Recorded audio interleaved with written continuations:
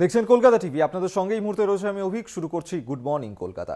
গ্রেফতার করা হয়েছে সন্দীপ ঘোষকে। 15 দিন টানা জিজ্ঞাসাবাদ করার পর গ্রেফতার আরজি করের প্রাক্তন অধ্যক্ষ। আরজি করের আর্থিক দুর্নীতি মামলাতেই সিবিআই এর হাতে ধৃত। প্রায় 9 ঘন্টা পর সিজিও থেকে সন্দীপ ঘোষকে নিয়ে নিজামে নিয়ে যাওয়া হয়। আপনাদেরকে জানিয়ে রাখবো যে গতকালই আমরা দেখেছিলাম যে আরজি করের প্রাক্তন অধ্যক্ষ সন্দীপ ঘোষ, তাকে গ্রেফতার করা হয়েছে এবং সিজিও কমপ্লেক্সে প্রথমে তাকে ডেকে পাঠানো হয়। টানা 15 দিন ধরে তাকে জিজ্ঞাসাবাদ পর্ব চলে। গতকালও সেই জিজ্ঞাসাবাদ পর্ব চলেছিল, 9 ঘন্টা জিজ্ঞাসাবাদ করা হয় তাকে। তারপর সন্ধে নাগাদ তাকে সেখান থেকে নিয়ে বেরিয়ে যান, অর্থাৎ সিজিও কমপ্লেক্স থেকে নিয়ে বেরিয়ে যান সিবিআইয়ের অ্যান্টি করাপশন ব্রাঞ্চের আধিকারিকরা এবং নিজাম প্যালেসে নিয়ে গিয়ে তাকে এই মুহূর্তে গ্রেফতার করা হয়েছে। আজ তাকে আদালতে পেশ করা হবে। আদালত কি নির্দেশ দেয় অবশ্যই সেদিকেও তো আমাদের নজর থাকবে। তবে এই মুহূর্তের বড় খবর আমরা দেখেছি যে আরজি করের প্রাক্তন অধ্যক্ষ সন্দীপ ঘোষ, তাকে গ্রেফতার করা হয়েছে। আর্থিক তছরূপের মামলাতেই মূলত তাকে গ্রেফতার এবং তার বিরুদ্ধে যে অভিযোগ উঠেছিল যে আরজি করের আর্থিক তছরূপের ঘটনায় তিনি জড়িত রয়েছেন, এমনই অভিযোগ উঠেছিল তার বিরুদ্ধে। এছাড়াও একাধিক অভিযোগ রয়েছে। মূলত সেই আর্থিক তছরূপের মামলাতেই তাকে গ্রেফতার করা হয়েছে। সন্দীপ ঘোষ, তাকে গ্রেফতার হতে হলো। সিবিআই তাকে গ্রেফতার করেছে গতকাল। নিজাম প্যালেসে তাকে নিয়ে যাওয়া হয়। আজ তাকে আদালতে পেশ করা হবে। আদালত কি নির্দেশ দেয় অবশ্যই নজর থাকবে আমাদের।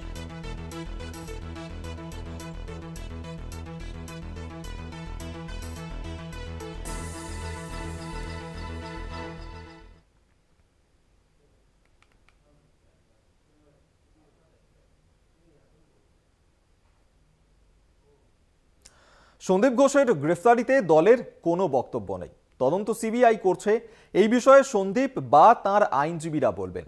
এক্স হ্যান্ডেলে লিখলেন কুণাল ঘোষ। আর আশঙ্কাই সত্যি হলো।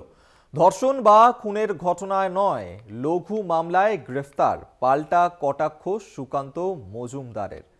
পাশাপাশি তৃণমূল নেতা শান্তনু সেন লিখেছেন, ঈশ্বর বিচার করবেন, প্রমাণ হলো আমি ভুল বলিনি।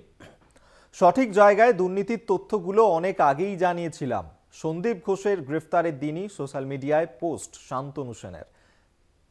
সুখেন্দু শেখর রায়ও সোশ্যাল মিডিয়াতে ইঙ্গিতপূর্ণ পোস্ট করেছেন। তিনি লেখেন, মেডেল স্ট্যাম্প উপড়ে গিয়েছে, এরপর কি?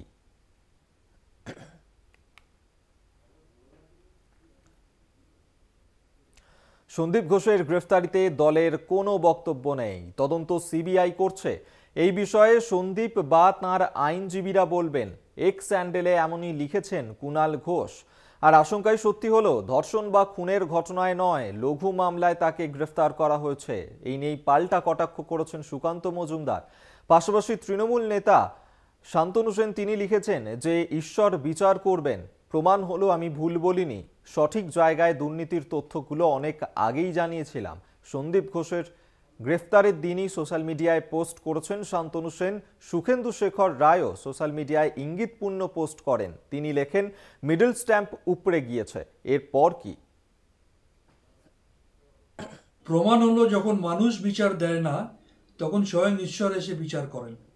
2023 সালের 27শে ফেব্রুয়ারি আরজি কর মেডিকেল কলেজের আরকেএসের চেয়ারম্যান হিসেবে নিযুক্ত হয়ে কাজ করতে গিয়ে এই সমস্ত দুর্নীতিগুলো আমি ধরেছিলাম, আটকেছিলাম, প্রতিবাদ করেছিলাম। প্রশাসনের সংশ্লিষ্ট জায়গায় এবং স্বাস্থ্য দপ্তরের মাননীয় প্রিন্সিপাল সেক্রেটারি হেলথ ডিপার্টমেন্টকে নিজের তথ্য প্রমাণ সমেত জমা দিয়েছিলাম। হয়তো কোনো কারণে তখন আমার তথ্যগুলোকে তারা গুরুত্ব দেয়নি বা পদক্ষেপ নিতে পারেনি বা নেয়নি। যদি সেই সময় সঠিক পদক্ষেপ নিত তাহলে আজকে এই দিন দেখতে হতো না। সন্দীপের গ্রেফতারি বহু কাঙ্ক্ষিত। আশঙ্কা করেছিলাম খুনের মামলায় গ্রেফতার হবেন না।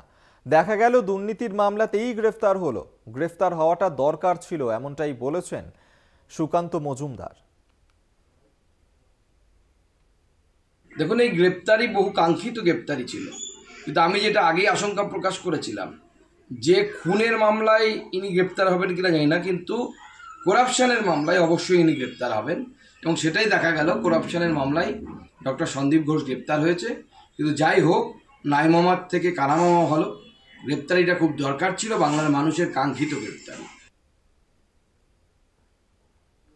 সন্দীপ ঘোষ একা নন, সমস্ত সাঙ্গপাঙ্গদেরও গ্রেফতার করতে হবে। হেফাজতে নিয়ে জেরার দাবি ছিল বহুদিনের।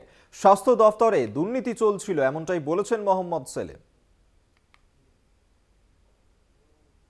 আজকে দাঁড়িয়ে শুধু সন্দীপ ঘোষকে গ্রেপ্তার করলে হবে না, কারণ এ অপরাধ একজন করেনি, তার সমস্ত সাঙ্গপাঙ্গ এবং তার মাথায় যারা আছে, যার দৌলতে তিনি এক দপ্তর থেকে আরেক দপ্তরে সরাসরি ট্রান্সফার হয়ে যান, একটা প্রিন্সিপাল থেকে আরেকটা কলেজের প্রিন্সিপাল হয়ে গেলেন এবং তাকে সাসপেন্ড করা হলো না, ছুটে যেতে বলা হলো না। তার মানে তার হাতে সে যে এত সব করছে তার পেছনে তো একটা মাথা আছে, কারোর হাত আছে, সেটাও খুঁজে বার করতে হবে। আমার দাবি এবার বিনীত গোয়েলকেও কাস্টাডিতে নিয়ে জিজ্ঞাসাবাদ করতে হবে, কার হুকুমে তিনি গিয়েছিলেন, কেন পুলিশ এটাকে আত্মহত্যা বলে চালাতে চেষ্টা করেছিল, আর যে অফিসাররা আত্মহত্যা বলে খবর দিয়েছিল বাড়ির লোকজনকে, মিসলিড করেছিল তারা, এবং নান্টু ঘোষ, শ্মশান নান্টু, যে যার নেতৃত্বে তৃণমূলী লোকেরা লাশটাকে তাড়াতাড়ি পুড়িয়ে ফেললো পরিবারের লোকজনকে হাজির না করেও, তাকেও গ্রেপ্তার করে জেরা করতে হবে যে কার নির্দেশনা করলেন।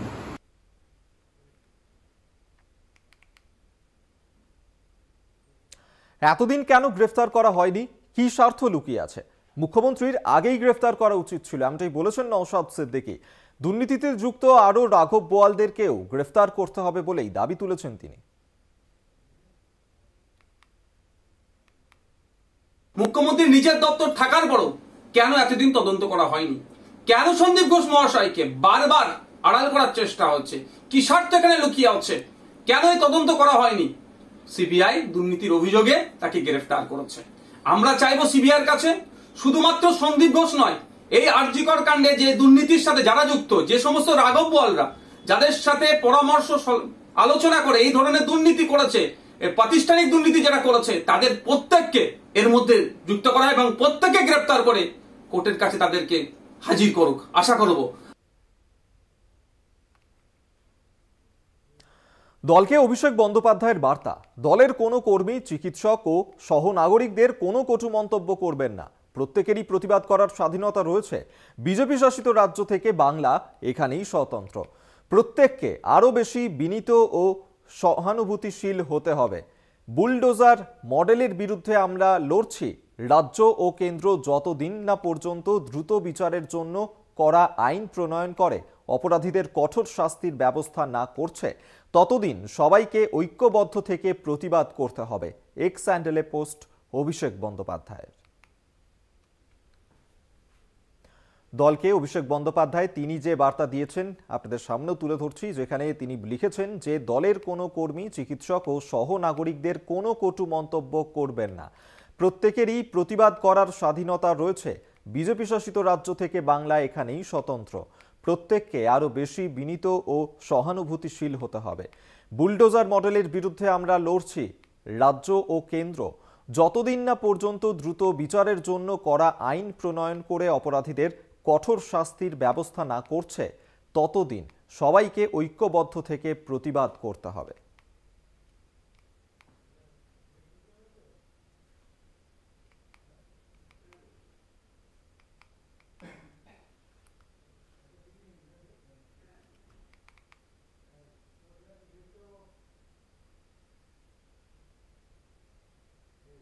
এখন সময় একটা ছোট্ট বিরতির পর ফিরছি, সঙ্গে থাকুন। গতকাল রাতেই গ্রেফতার করা হয়েছে সন্দীপ ঘোষকে, আর আজ আদালতে পেশ। আলিপুর সিবিআই কোর্টে পেশ করা হবে সন্দীপ ঘোষকে। আরজিকরের প্রাক্তন অধ্যক্ষ সোমবার রাতেই সিবিআইয়ের হাতে গ্রেফতার হয়েছেন তিনি। আরজিকরের প্রাক্তন অধ্যক্ষ সন্দীপ ঘোষ, যার বিরুদ্ধে আর্থিক দুর্নীতির অভিযোগ ছিল এবং সেই আর্থিক দুর্নীতি মামলাতেই তাকে গ্রেফতার করা হয়েছে। 15 দিন জিজ্ঞাসাবাদ করা হয়। সেই জিজ্ঞাসাবাদ পর্বের পর গতকাল সন্ধ্যেবেলাতেই তাকে গ্রেফতার করা হয়েছে, নিজাম প্যালেসে নিয়ে যাওয়া হয় এবং গ্রেফতার হন সন্দীপ ঘোষ সহ আরও 3। গ্রেফতার হন বিপ্লব সিংহ, সুমন হাজরা ও আফসার আলী খান। আজ আদালতে পেশ করা হবে সন্দীপ ঘোষকে। আলিপুরের সিবিআই কোর্টে পেশ করা হবে সন্দীপ ঘোষকে। গতকালই আর্থিক দুর্নীতি মামলাতেই গ্রেফতার করা হয়েছে সন্দীপ ঘোষকে এবং তাকে জিজ্ঞাসাবাদ করার পরেই গ্রেফতার করা হয়। সিবিআই সন্দীপ ঘোষ সহ গ্রেফতার করে আরও 3 জনকে। গ্রেফতার হন বিপ্লব সিংহ, সুমন হাজরা ও আফসার আলী খান। এই 3 জনকেও গ্রেফতার করা হয়েছে। সন্দীপ ঘোষকে আজ আলিপুরের সিবিআই কোর্টে পেশ করা হবে। আপনাদেরকে আরেকবার জানিয়ে রাখবো, যেখানে আরজিকর কাণ্ডের তদন্ত করছেন তদন্তকারী অফিসাররা। পাশাপাশি এই সন্দীপ ঘোষের বিরুদ্ধেই আরজিকর হাসপাতালে আর্থিক তছরুপের অভিযোগ ছিল। সেই আর্থিক দুর্নীতি মামলাতেই গ্রেফতার করা হলো তাকে। আজ আলিপুরের সিবিআই কোর্টে পেশ করা হবে।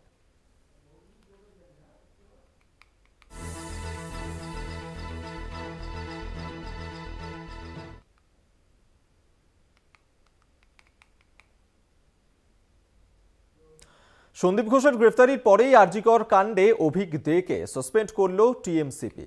বিচার প্রক্রিয়া শেষ না হওয়া পর্যন্ত এই নির্দেশ জারি থাকবে।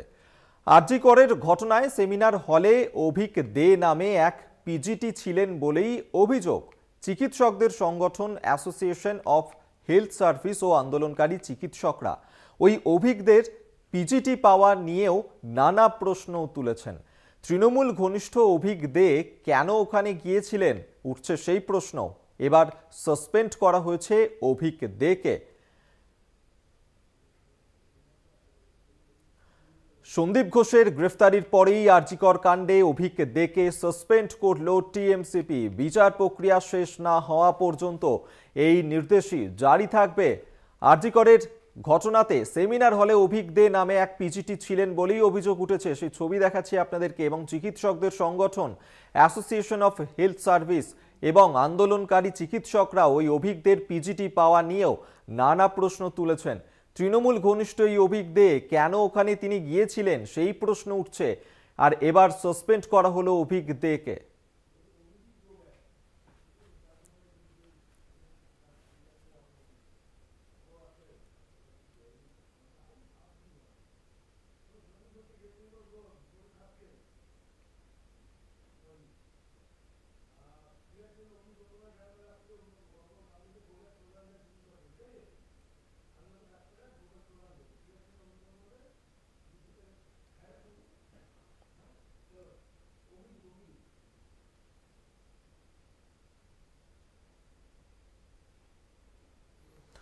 আর গতকাল যখন জুনিয়র চিকিৎসকরা তারা লালবাজার অভিযান করছিলেন এবং মাঝপথেই তাদেরকে আটকে দেওয়া হয়েছিল এবং তাদের সঙ্গে দেখা করতেই ফিয়ার্স লেনে যান অভিজিৎ গঙ্গোপাধ্যায়। বিজেপি সাংসদ তিনি যান এবং সেই সময় তাকে দেখে অভিজিৎ গঙ্গোপাধ্যায়কে দেখে গো ব্যাক স্লোগান দিতে থাকেন জুনিয়র চিকিৎসকরা।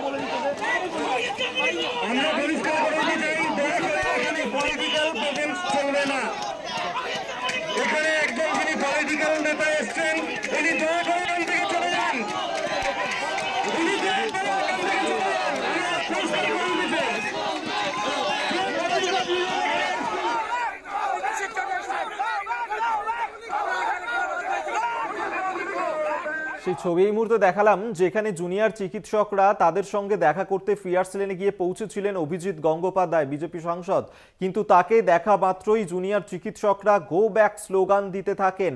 অভিজিৎ গঙ্গোপাধ্যায়কে গো ব্যাক স্লোগান দেন চিকিৎসকরা। গতকাল লালবাজার অভিযানের ডাক দিয়েছিলেন জুনিয়র চিকিৎসকরা। এখনো পর্যন্ত তারা সেই অবস্থান বিক্ষোভ চালিয়ে যাচ্ছেন। গতকাল রাতে তাদের সঙ্গেই দেখা করতে যান অভিজিৎ গঙ্গোপাধ্যায় এবং তিনি সেখানে পৌঁছানো মাত্রই ফিয়ার্স লেনে জুনিয়র চিকিৎসকরা তাকে দেখে গো ব্যাক স্লোগান দিতে থাকেন।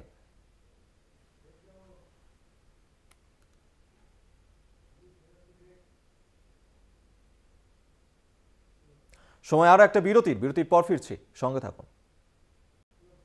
অবস্থান অব্যাহত জুনিয়র চিকিৎসকদের। রাতভর রাস্তায় আন্দোলনকারী চিকিৎসকরা।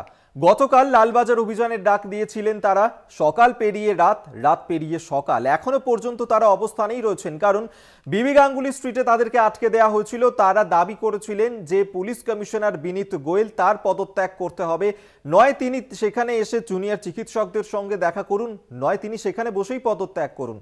কিন্তু এখনো পর্যন্ত জুনিয়র চিকিৎসকদের সেই দাবি মানা হয়নি, যার কারণেই তারা সেখানেই অবস্থানে বসে পড়েছেন এবং গতকাল বিকেল থেকেই সেই অবস্থান আমরা দেখতে পাচ্ছি এবং বিকেল পেরিয়ে রাত, রাত পেরিয়ে আজ সকাল হয়ে গেছে। এখনো পর্যন্ত তারা সেখানে অবস্থান বিক্ষোভ চালিয়ে যাচ্ছেন। আমরা এই নিয়ে কথা বলবো। শুভঙ্কর মণ্ডল আমাদের সঙ্গে রয়েছেন প্রতিনিধি। শুভঙ্কর, অবস্থান অব্যাহত রয়েছে জুনিয়র চিকিৎসকদের, তারা এখনো পর্যন্ত সেখানেই রয়েছেন, কি বলছেন তারা? দেখো, তাদের মূলত একটাই দাবি নগরপাল বিনীত গোয়েলের পদত্যাগ এবং সেই দাবিতেই তারা অনড় রয়েছে। তাদের গতকাল যদি অ্যাডিশনাল সিপি র্যাঙ্কের একজন অফিসার তিনি গিয়ে কথা বলেছিলেন এবং তাদেরকে বলেছিলেন যে তারা গিয়ে আলোচনা করতে পারেন, কিন্তু তারা জানিয়েছেন, অর্থাৎ বিক্ষোভকারী বা আন্দোলনকারী জুনিয়র চিকিৎসকরা তারা জানিয়েছেন যতক্ষণ না বিনীত গোয়েল পদত্যাগ করবেন এবং বেন্টিং স্ট্রিট পর্যন্ত, তাদের দিদি গাঙ্গুলি স্ট্রিটের যে পিয়ার্স লেন সেখানে তাদেরকে আটকে দেওয়া হয়েছে, যতক্ষণ না বেন্টিং স্ট্রিট পর্যন্ত তাদেরকে যেতে দেওয়া হবে এবং সেখান থেকে তারা গিয়ে সিপির সঙ্গে কথা বলবেন এবং তার পদত্যাগ দাবি করবেন। এই দাবি যতক্ষণ না মানা হচ্ছে বা সিপি নিজে এসে তাদের সঙ্গে কথা বলছেন ততক্ষণ পর্যন্ত কিন্তু তাদের এই অবস্থান তারা চালিয়ে যাবেন। সন্দীপ ঘোষ গ্রেফতার হয়েছে ঠিকই, কিন্তু তারা জানাচ্ছেন তাতে তাদের আন্দোলন থামবে না। তাদের যে দাবিতে আন্দোলন, নিরাপত্তা সুনিশ্চিত করা, ওই নির্যাতিতার জন্য বিচার এবং একই সঙ্গে কলকাতা পুলিশের নগরপাল বিনীত গোয়েলের পদত্যাগ, এই যাবতীয় দাবি যতক্ষণ তাদের পূরণ হচ্ছে এবং কার্যক্ষেত্রে নিরাপত্তা, তারা কিন্তু এভাবেই বিবি গাঙ্গুলি স্ট্রিটের ওপর যে পিয়ার্স লেন সেখানেই তারা অবরুদ্ধ করে তারা এইভাবে বসে থাকবেন, শান্তিপূর্ণ অবস্থানে তারা বসে থাকবেন। ধন্যবাদ তোমায় শুভঙ্কর মণ্ডল, আমাদের সঙ্গে টেলিফোনে ছিলেন প্রতিনিধি।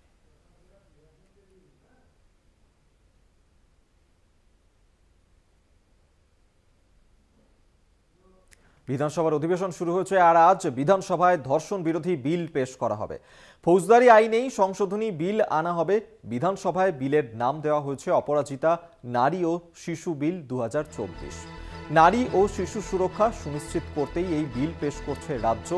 ধর্ষণ এবং গণধর্ষণ সংক্রান্ত আইনকে কঠোর করতেই এই বিল পেশ করা হবে। কঠিন শাস্তি হবে যৌন নির্যাতনের ক্ষেত্রেও। সেই ফৌজদারি আইনে সংশোধনী বিল আনা হবে। আজকে বিধানসভায় সেই বিল পেশ করা হবে রাজ্যের তরফে।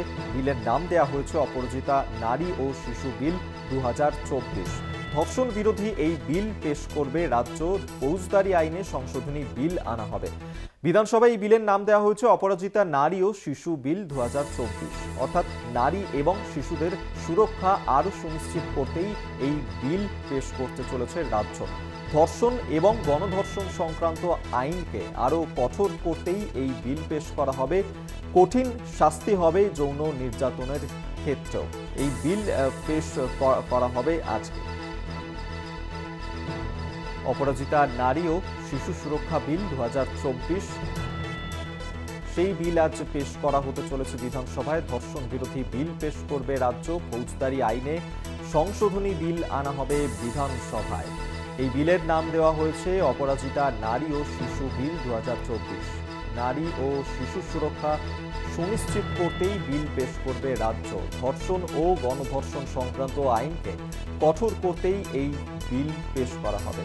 কঠিন শাস্তি হবে যৌন নির্যাতন।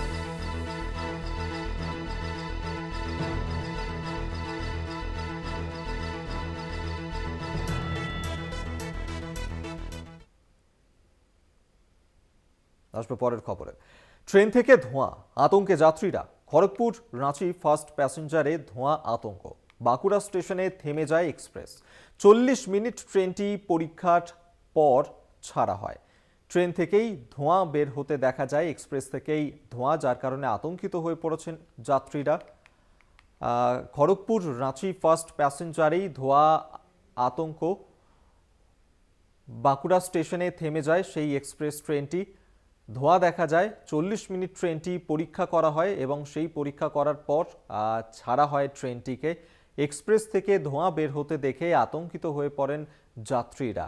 খড়গপুর রাঁচি ফার্স্ট প্যাসেঞ্জারেই এই ঘটনা ঘটে, সেখানেই ট্রেনের ধোঁয়া দেখা যায়, যার কারণেই আতঙ্কিত হয়ে পড়েন তারা। তারপরেই বাঁকুড়া স্টেশনে থেমে যায় ট্রেনটি।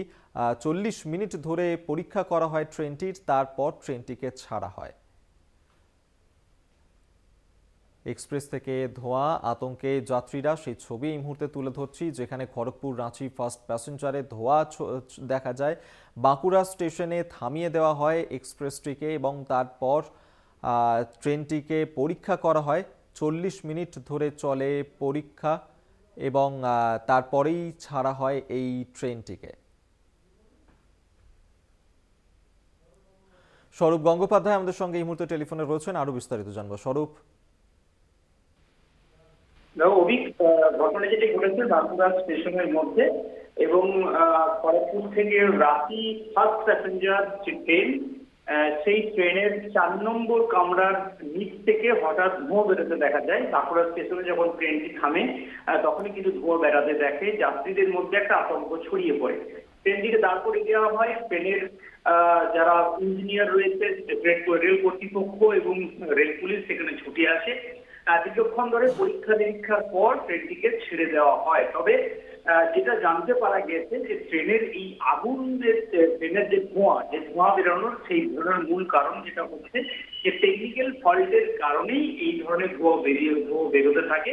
তবে সেগুলো পরীক্ষা নিরীক্ষার পর ট্রেনটিকে আবার ছেড়ে দেওয়া হয়। তবে এই ধোঁয়া বেরোনোর কারণে বাঁকুড়া স্টেশনে বেশ কিছুটা সময় দাঁড় করিয়ে রাখা হয়েছিল খড়গপুর থেকে Ranchi passenger ট্রেনটিকে।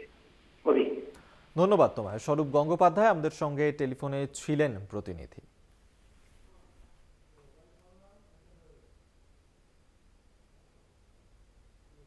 Good morning Kolkata এই পর্যন্তই। দেখতে থাকুন কলকাতা টিভি, রাত দিন 7 দিন।